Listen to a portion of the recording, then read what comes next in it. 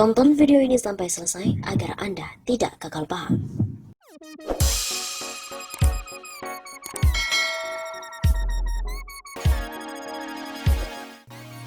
Waduh, Din Syamsuddin dan Refli Harun dituduh sebagai perancang kudeta. Analis politik senior sekaligus Direktur Eksekutif Lembaga Pemilih Indonesia (LPI), Boni Hargens lagi-lagi halu, mengaku sudah mengantongi nama para tokoh oposisi yang ingin merancang kudeta terhadap pemerintahan yang sah di tengah krisis corona saat ini. Menurut Boni, kelompok ini ingin memakai sejumlah isu dengan materi provokasi dan propaganda politik, di antaranya isu komunisme dan isu rasisme Papua, menyusul gejolak akibat kematian warga Amerika Serikat berkulit hitam George Floyd di Minneapolis, Amerika Serikat. Katanya isu lain yang mereka gunakan adalah potensi krisis ekonomi sebagai dampak inevitable dari pandemi COVID-19. Kelompok ini juga membongkar kembali diskursus soal Pancasila sebagai ideologi negara. Boni menegaskan apapun isu yang mereka gunakan itu hanyalah instrumen untuk melancarkan serangan-serangan politik dalam rangka mendelegitimasi pemerintahan yang sah saat ini. Boni menilai kelompok ini tidak bisa disebut sebagai barisan sakit hati semata, karena ini bukan lagi dendam politik. Mereka adalah laskar pengacau negara dan juga pemburu rente. Boni menyebut mereka adalah gabungan dari yang pertama kelompok politik yang ingin memenangkan pemilihan presiden 2024.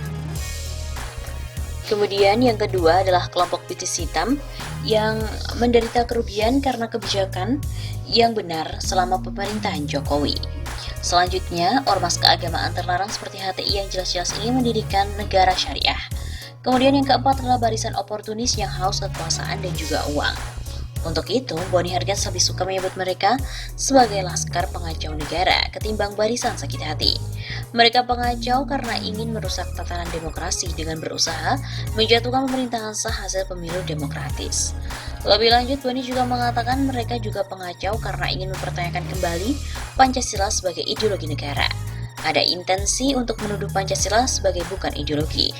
Mereka juga pemburu rente karena memiliki orientasi mencari keuntungan finansial. Ada bandar di balik gerakan mereka, mulai dari bandar menengah sampai bandar papan atas. Bandar menengah misalnya oknum pengusaha pom bensin dan perkebunan asal Bengkulu, dan bandar papan atas yang tak perlu saya sebutkan, ujar doktor filsafat yang pernah studi di Jerman dan Amerika Serikat itu. Boni pun juga menyayangkan tokoh seperti Din Syamsuddin juga ikut dalam gerakan tersebut. Beliau kan panutan umat, tokoh yang didengar banyak orang. Menurut Boni tidak bijak jika ikut berkecimpung memperkeruh kolam yang bersih. Negara ini butuh negarawan dari segala lapisan supaya bisa menjadi bangsa besar. Tokoh agama dan intelektual adalah panutan masyarakat. Maka harus ada keteladanan moral dalam bertindak dan berbicara di ruang publik. Katanya sih, dia heran dengan Bung Refli Harun. Kenapa menjadi begitu galak setelah tidak menjadi komisaris? Kan jadinya ada kesan tidak baik seolah-olah ada vested interest di balik kritisisme beliau terhadap pemerintah. Banyak cara untuk memberi masukan pada pemerintah tanpa harus membuat gelombang keresahan yang merugikan masa depan bangsa serta negara. Begitu pungkasnya. Kalau kalian gimana? Apakah setuju jika Din Syamsuddin dan juga Refli Harun dituduh sebagai otak-otak makar?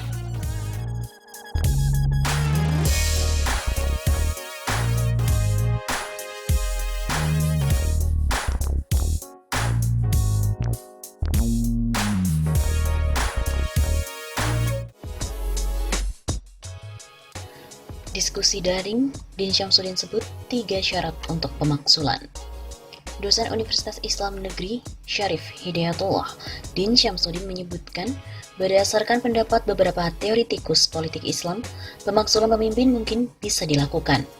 Pemaksulan dapat dilakukan jika telah ada beberapa kriteria, di antaranya adanya ketidakadilan dan ketiadaan ilmu pengetahuan, kerendahan dan kelangkaan visi. Di dalam pendapat beberapa teoritikus politik Islam yang mungkin ingin saya kutip, umpamanya adalah Al-Mawardi yang sangat terkenal, pemaksulan imam, pemimpin itu mungkin dilakukan jika syarat-syaratnya sudah tertanggalkan. Begitu kata Din dalam diskusi daring bersama Mahutama dan KJI pada hari Senin 1 Juni. Din juga menjelaskan hal pertama yang dapat membuat suatu imam atau pemimpin dimaksulkan menurut Al-Mawardi ialah adanya ketidakadilan. Beberapa contohnya jika pemimpin tidak berlaku adil, tidak mampu menciptakan keadilan dalam masyarakatnya, hanya menciptakan suatu kelompok yang lebih kaya daripada yang lain, menyebabkan kesenjangan sosial. Katakanlah indikatornya, indeks dalam sebuah negara sangat asasi sekali. Karena itu adalah syarat utama dari seorang pemimpin. Maka jika itu berkurang atau hilang, itu syarat sudah dapat dilakukan pemaksulan. Begitu katanya. Kemudian hal kedua ialah jika terjadi ketiadaan ilmu pengetahuan, kerendahan dan kelangkaan visi dari seorang pemimpin. Visi yang ia sebut dalam konteks ini ialah tentang cita-cita hidup berbangsa dan bernegara. Dalam konteks negara modern, katanya, visi tersebut merupakan cita-cita nasional suatu bangsa. Indonesia, ia sebut memiliki visi menjadi negara yang merdeka, bersatu, berdaulat, adil, dan makmur. Kalau ada pembungkaman kampus, pembungkaman kegiatan akademik, pemberangusan mimbar akademik itu sebenarnya bertentangan secara esensial dengan mencerdaskan kehidupan bangsa, karena praktik-praktik sebaliknya adalah pembodohan kehidupan bangsa. Kemudian syarat yang ketiga yakni ketika seorang pemimpin di sebuah negara mengalami kehilangan kewibawaan karena kehilangan dan kekurangan kemampuan untuk memimpin, terutama di dalam situasi kritis. Menurut Din, seorang pemimpin yang akan dilihat kepemimpinannya ketika masa kritis. Selain mengutip dari Al-Mawardi, Din juga mengutip pendapat filsuf Islam Imam Al-Ghazali. Menurutnya Imam Al-Ghazali juga memungkinkan adanya pemaksulan seorang pemimpin dengan syarat yang kurang lebih sama, yakni jika terjadi ketidakadilan atau kezaliman yang dilakukan oleh seorang pemimpin. Ketidakadilan atau kezaliman terutama orientasi represif, dictatorship. Begitu Toreng, dosen pemikiran politik Islam Fakultas Ilmu Sosial dan Ilmu Politik tersebut. Din melihat kehidupan kenegaraan di Indonesia saat ini tengah membangun situasi demikian. Ia melihat adanya kediktatoran konstitusional, kediktatoran yang bersemayan di balik konstitusi. Ia pun mengambil beberapa contoh kasus yang mendukung pandangannya itu. Seperti ada produk Perpu jadi undang-undang dan sejumlah kebijakan-kebijakan yang lainnya. Ungkap mantan Ketua Umum Pimpinan Pusat Muhammadiyah itu. Ia kemudian mengutip pemikir Islam lainnya yakni Rashid Ridho. Ia menerangkan Rashid Ridho bahkan menyerukan kepada rakyat untuk melawan pemimpin yang zalim, tidak adil, dan membahayakan kehidupan bersama seperti melanggar konstitusi negara. Sekarang kita lihat kehidupan nasional kita mengalami deviasi, distorsi, dan disorientasi dari nilai-nilai dasar itu. Begitu katanya.